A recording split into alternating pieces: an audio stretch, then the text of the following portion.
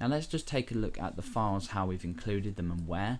We've obviously included jQuery.js, we've included plugin.js here, and we've included ext.js. So plugin is our plugin declaration and how our plugin works. At the moment it just alerts something out. And ext is where we're going to be calling our plugin, or rather where we're going to be making use of our plugin. Okay, so there's nothing really else we need to do on this page. Obviously you need a title attribute for the link that you're going to be using. But inside ext.js we want to go ahead and actually call our plugin to make sure it's working, so to alert this out. So the first thing we want to go ahead and do is make sure the DOM is loaded, i.e. our document is ready. So we want to say document.ready. So inside this event handler we want to go ahead and create a function, and we'll just pull that down so it just makes it a little bit neater and easier to read. Okay, so now what we want to do is go ahead and apply our plugin that we've created called hovertext to an element on our page. So we need to use a jQuery selector, and I'm going to apply these to all A tags because I'm going to assume that the only A tags found on a user's page are links themselves. So what we want to go ahead and do is use a jQuery selector and just write A, and this will select all A elements on a page.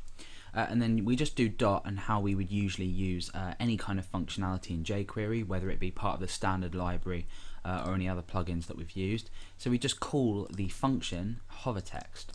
So we just use hovertext like this afterwards, and obviously our parentheses here. Like I said before, we're not supplying any parameters, but if we were, they would go in there. Okay, so now that this is done, when the document is ready, we actually apply this plugin to all A tags, and therefore what's going to happen is we're just going to alert out working. So let's go ahead and just take a look at that. You can see that we've got this dialog box appear now. So we know that our plugin is actually working because we have this alert out here. However, we're going to go ahead and get rid of that now. Okay, so the first step that we want to take is actually apply the div to the page. We want to put this div that we've created in style.css to the page, and we're going to do this after our link. Now it doesn't really matter where we place it because we're going to position it dynamically, but what we want to go ahead and do is reference this, and this applies to this here. So anything we call in our essentially what is a function in our plugin, we apply it to the current element that we're using the plugin on. So this will apply to all H tags, and we want to go and use after in jQuery to apply some HTML code to the page. So we create our div here, or we type out our div declaration in here, and we want to go ahead and set the ID of this to hovertext. Now setting the ID of this to hovertext will obviously pick this up where we created it in style.css. Let's just go and open that once again.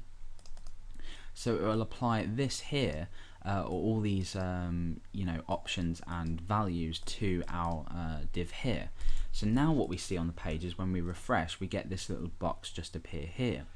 Now we need to make a change to style.css. I know I said we weren't going to use it, but we do want to set the div to be invisible almost. So we're just going to say display none. So this just won't display it on the page, you'll just have nothing displayed. Okay, also this won't interfere with any other elements on your page, so you don't need to worry about this actually taking up any space because its visibility is set to none, or the display is set to none. It essentially is not on our document. So we've applied this here afterwards. It's there but it can't be seen, and it doesn't interact with anything else. So now that we've applied this div, we can go ahead and later on apply some text to it and set the top and the left dynamically to follow the mouse. Now the next step is to go ahead and get the title from the element that you've selected and applied this plugin to. So in this case it's going to be the title here because we've applied it to all A tags. Now the flexibility issue in this plugin is that if we weren't using the this keyword like this, we would be displaying the title for all links because we've selected all links. So we need to make sure we're using this instead. Now we could go ahead and say a.attribute title, and what that would do is take the title attribute from all A elements, but because we've applied it to that already, we want to make this unique by writing this. So it will only take it from the current element that we are applying this to. So if there are 3 links on the page, each attribute will be different by using the this selector or the this keyword. So we've gone and got the title. We need to make sure that the title has actually been defined. We don't want to display this div if the title hasn't been defined. So we need to check if first of all the title is undefined, and second of all the title doesn't equal nothing. And by this I mean, let's just give an example. This would be undefined if we didn't have it actually defined within our A tag. And if we had this set to nothing, then in that circumstance we wouldn't want to output this div, and we wouldn't want to put any text in it because there's no real text to put inside. So we need to make sure that we handle this within our plugin just to make the user experience a lot better.